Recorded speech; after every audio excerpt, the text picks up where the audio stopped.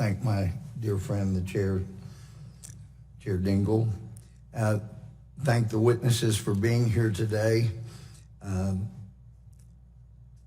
This is obviously a very important topic, and it certainly is to you, or you wouldn't have taken the steps that you did, and you wouldn't be here today. So thank you for that.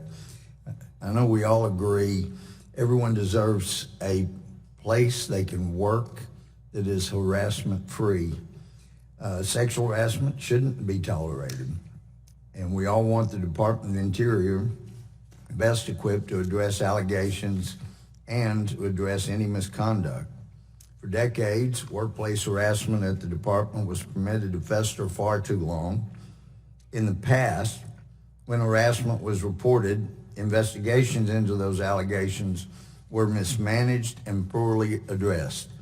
And as my friend, the chair, has indicated, this has gone across Republican and Democratic administrations without being properly addressed.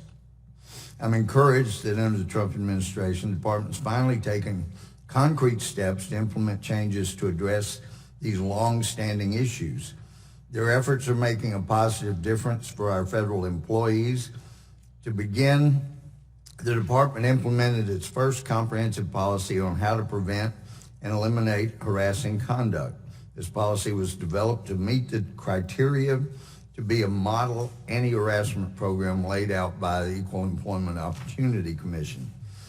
In addition to implementing new policies, each of the department's bureaus developed action plans on how to ensure a harassment-free workplace. Each of these plans is uniquely tailored to the needs of the individual bureau. But the department did not just update its policies. Under Secretary David Bernhardt and Assistant Secretary Susan Combs' leadership, the department took action to ensure employees understand the new policies and know how to report workplace harassment if they experience it or witness it. And as the chair mentioned, it's not enough to have those policies. All employees must feel that they can report real harassment and something will be done. It won't just subject them to further harassment. So anyway, individuals are finally being held accountable for their inappropriate behavior. In December of 2017, the department, under the Trump administration, announced termination of 4 senior department officials due to workplace misconduct, including harassment. Following year, more than 1,500 employees were fired, suspended, or reprimanded for harassment or misconduct. What we have now is a department where you can believe it when they say harassment's not tolerated. Every employee deserves to work in an environment that's harassment-free, and the department has shown a steadfast commitment now to continuing to address this issue that plagued it for so long in the past.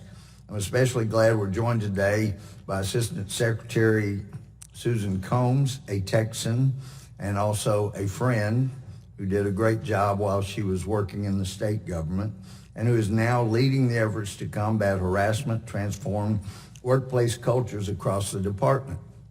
I look forward to hearing more about her plans to utilize the newly established Workplace Culture Transformation Advisory Council to achieve these goals. I know Assistant Secretary Combs, and I know that she is eminently qualified to lead these efforts. Her guidance is an invaluable asset to the department. The changes that have already occurred under Secretary Combs' leadership are having a real impact. We can see the positive results of the department's work. After the department's policy changes, the percentage of employees who have experienced some form of inappropriate behavior in the previous year dropped from 35% in 2017 to 18% in 2019. That's obviously still too high, but at least it's moving in the right direction. Work remains to be done, but we're pleased that with the work that you have done, we're pleased you're here, and we're pleased the department's commitment to harassment-free workplace has already resulted in improvements, and future efforts will continue. We look forward to hearing what you have to say here today. Thank you.